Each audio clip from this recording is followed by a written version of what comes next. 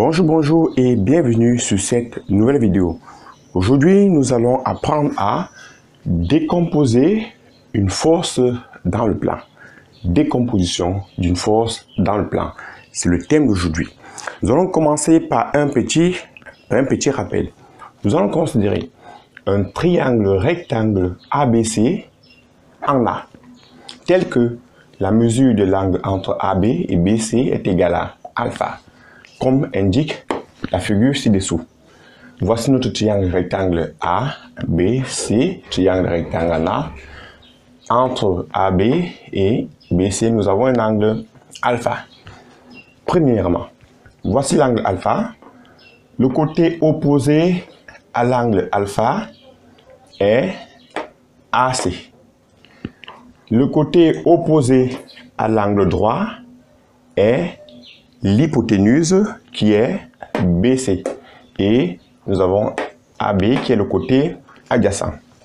Donc, AC, c'est le côté opposé à l'angle alpha. Et AB, c'est le côté adjacent à l'angle alpha. Et puis BC, c'est l'hypoténuse. N'oubliez pas que l'hypoténuse, c'est le côté opposé à l'angle droit. Nous avons les relations trigonométriques suivantes. Cos alpha. Le cosinus de l'angle alpha est égal à quoi? Au côté adjacent sur l'hypoténuse. Donc, c'est égal à AB sur BC. Le sinus alpha est égal au côté opposé sur l'hypoténuse. Donc, c'est égal à quoi? À AC sur BC. Et nous savons tous que tangente alpha est égal au côté opposé sur côté adjacent, c'est-à-dire encore égal au sinus sur le cosinus dont nous avons tangente alpha égal à AC sur AB. Passons à l'application directe. Pour chaque cas, on se propose de décomposer la force F dans le plan en fonction de l'angle alpha. Voici le premier cas. Pour ce premier cas, nous avons la force F qui effectue un angle alpha avec l'horizontale. Nous allons décomposer cette force dans le plan. Pour décomposer une force dans le plan, il faut suivre la procédure suivante. Première des choses, on positionne le repère orthonormé OXY d'une telle façon que quoi? D'une telle façon que l'origine de la force coïncide avec l'origine du repère. D'accord? Ici, nous avons X et là, nous avons Y. Et ensuite, on cherche le projeté orthogonal de la force F sur l'axe X. Projeté orthogonal, c'est-à-dire on trace une droite qui part de l'extrémité de la force F et coupe l'axe OX en formant un angle droit. C'est ça le projeté orthogonal de F sur l'axe OX. Et ici, nous aurons Fx. Maintenant, on cherche le projeté orthogonal de F sur l'axe OY. Nous aurons Fy. Bon, si nous considérons ce triangle rectangle en ce point, nous avons Fx est le côté adjacent à l'angle. F ici représente l'hypoténuse. Et le côté opposé à cet angle alpha, c'est Fy. Fy, côté opposé à alpha. Fx, côté adjacent à alpha. Et F, l'hypoténuse. Bon, nous avons vu depuis la classe de première année que la force F, si on veut la décomposer, nous aurons quoi? F sera égal à Fx porté par I plus Fy porté par J. En d'autres termes, F peut encore être décomposé de cette façon. Fx, Fy.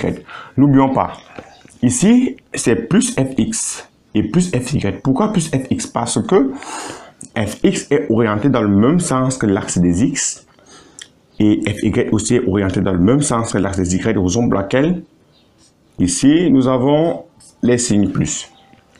Cos alpha égale côté adjacent sur l'hypoténuse, c'est-à-dire le côté adjacent qui est fx sur l'hypoténuse qui est f. Alors, nous aurons ici fx égale à quoi? Fx est égal à f multiplié par cos alpha. Et là, sinus alpha. Le sinus est égal au côté opposé sur l'hypoténuse. Or, le côté opposé à l'angle alpha, c'est fy. Donc, nous aurons fy sur l'hypoténuse qui est f. Qu'est-ce que cela veut dire? Ça veut dire que fy est égal à f multiplié par quoi? Par sinus alpha. Maintenant, nous revenons ici et nous remplaçons fx et fy par leur valeur.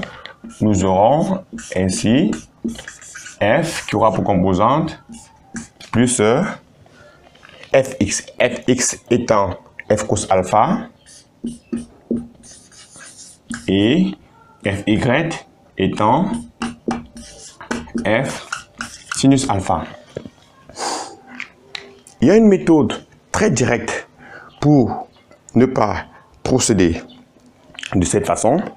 Il suffit tout simplement, après avoir trouvé le projecteur orthogonal de f sur ox et de f sur oy, regardez, fx ici est le côté adjacent. Comme fx est le côté adjacent, nous aurons souvent l'axe x cosinus.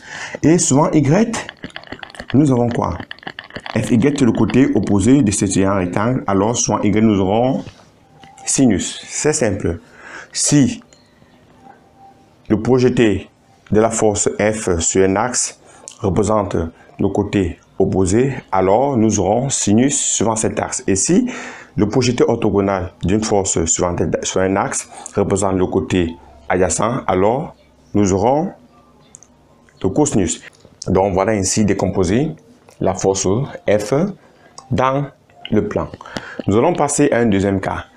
Le deuxième cas, nous avons encore notre force F avec notre angle alpha ici, qui est l'angle formé entre le support de F et la verticale.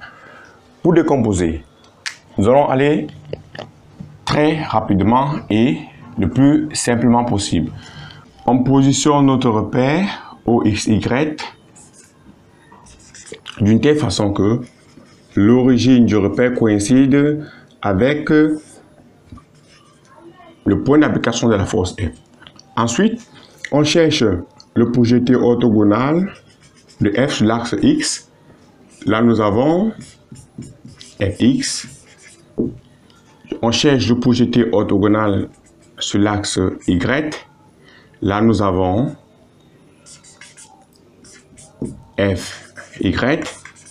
N'oubliez pas que ici, c'est l'axe OX et là, c'est l'axe OY. Donc, le côté opposé à l'angle alpha, c'est Fx. Et le côté adjacent à l'angle alpha, c'est Fy. Et puis l'hypoténuse, c'est F. Comme d'habitude, nous aurons ici. Comme d'habitude, nous aurons la force F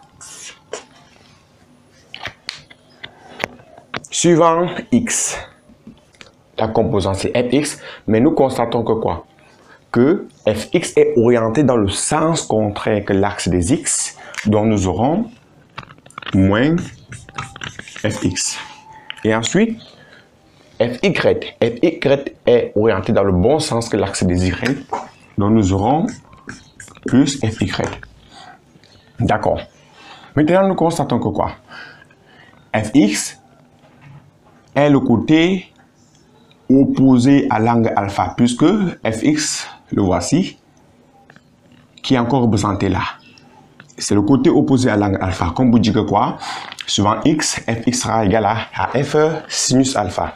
Et Fy est le côté adjacent à ce triangle rectangle, donc Fy sera égal à quoi? Fy sera égal à F cosinus alpha. Cos alpha est égal au côté adjacent le côté adjacent, c'est ça ici. Fy sur l'hypoténuse qui est f. Donc nous aurons ici Fy est égal à f cos alpha. Nous avons sinus alpha est égal à quoi? Sinus alpha, le côté opposé qui est représenté par fx sur l'hypoténuse. Nous aurons ici fx est égal à f sinus alpha. Donc, nous pouvons remplacer fx et fy par leur valeur ici. Bon, là, nous aurons f pour composante moins fx et plus fy. Or, fx est égal à f sinus alpha. Donc, nous aurons moins f sinus alpha et ici, nous aurons plus fy, c'est-à-dire plus fy égale f cos alpha. Voilà ainsi décomposer la force F dans le plan pour ce deuxième cas. Nous passons au troisième cas. Dans ce troisième cas, qu'est-ce que nous avons? Nous avons la force F qui fait un angle alpha avec la verticale. Cette force F fait un angle alpha avec la verticale. Première chose à faire, je positionne le repère d'une telle façon que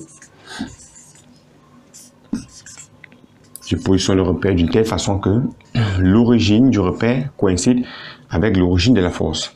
Ensuite, je cherche le projeté orthogonal de F sur l'axe X pour avoir Fx et le projeté orthogonal de F sur l'axe Y pour avoir Fy. Voici Fx.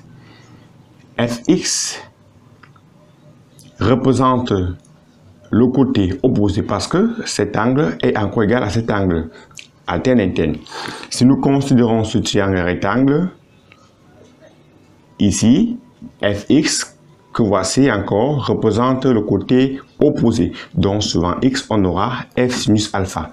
Et Fy représente le côté adjacent, c'est-à-dire suivant y, on aura f cos alpha, puisque voici l'hypoténuse. Donc, qu'est-ce que nous aurons? Nous allons avoir f aura pour composante plus fx et moins fy. Pourquoi? Parce que Fy est orienté dans le sens contraire que l'axe des y, raison pour laquelle il y a moins ici. Bon, nous constatons que quoi?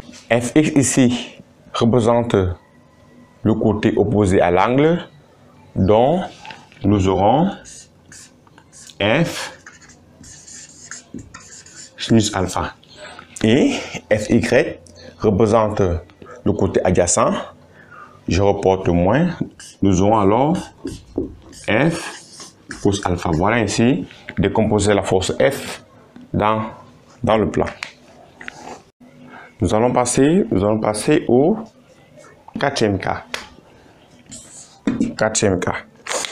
Nous avons dans ce cas la force F qui fait un angle alpha avec l'horizontale. On positionne le repère OXY d'une telle façon que l'origine de la force coïncide avec l'origine du repère. Et ensuite, on cherche le projeté orthogonal de la force F sur l'axe OX, puisque voilà l'axe OX, projeté orthogonal de la force F sur l'axe OX. On a ici Fx, et ensuite le projeté orthogonal de la force F sur l'axe OY, et puis nous avons Fy. Ok. Si on prend ce triangle rectangle, on constate qu'ici, Fx représente le côté adjacent à l'angle alpha. Fy, que voici, qui est encore représenté là, est le côté opposé à l'angle alpha et F est l'hypoténuse. Nous aurons ici f, nous constatons que quoi? Fx s'oriente dans le sens contraire que l'axe des x, dont nous aurons moins fx, et fy s'oriente aussi dans le sens contraire que l'axe des y, dont nous aurons moins fy. Et pour terminer, on décompose f. Fx représente le côté adjacent à l'angle alpha. Comme ce côté adjacent, nous aurons moins f cos alpha. Et fy représente le côté opposé à l'angle alpha, dont nous aurons moins f sinus alpha. Nous allons passer au cinquième cas. Bon, là nous avons les cas un peu particuliers. Lorsqu'on représente le repère au x, y, on constate que la force F n'a pas de composante suivant l'axe X. La force F, son support est confondu avec l'axe des Y, donc ça existe seulement suivant Y. Nous aurons F, 0 et moins F. Pourquoi? Parce que F est orienté dans le sens contraire que l'axe des Y et c'est porté par l'axe OY. Pour le sixième cas, la force F est confondue avec l'axe OX. Si nous voulons placer le repère, nous aurons ceci. Nous constatons que F n'a pas de composante suivant Y. La force F est confondue avec l'axe OX. Donc nous avons moins F et 0. 0 parce que ça n'a pas de composante. Moins F parce que 0 parce que suivant Y, il n'y a pas de composante de F. Alors, moins F parce que suivant X, F s'oriente dans le sens contraire des X. Dans ce cas, on positionne le repère Y. Nous aurons 0 et plus F. Dans le huitième cas, on a ici Y, ici X.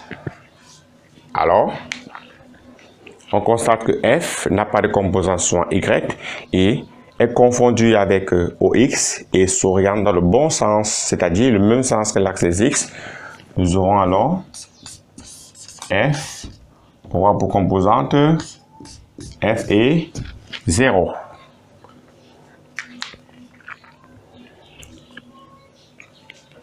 Je tiens à vous rappeler que cette notion va vous aider lorsque vous allez appliquer le principe fondamental de la statique dans le but de déterminer analytiquement les modules des actions mécaniques. Donc sur ce, au revoir et rendez-vous à la prochaine vidéo. Surtout, n'oubliez pas de liker la vidéo et de vous abonner pour ne pas rater la prochaine vidéo.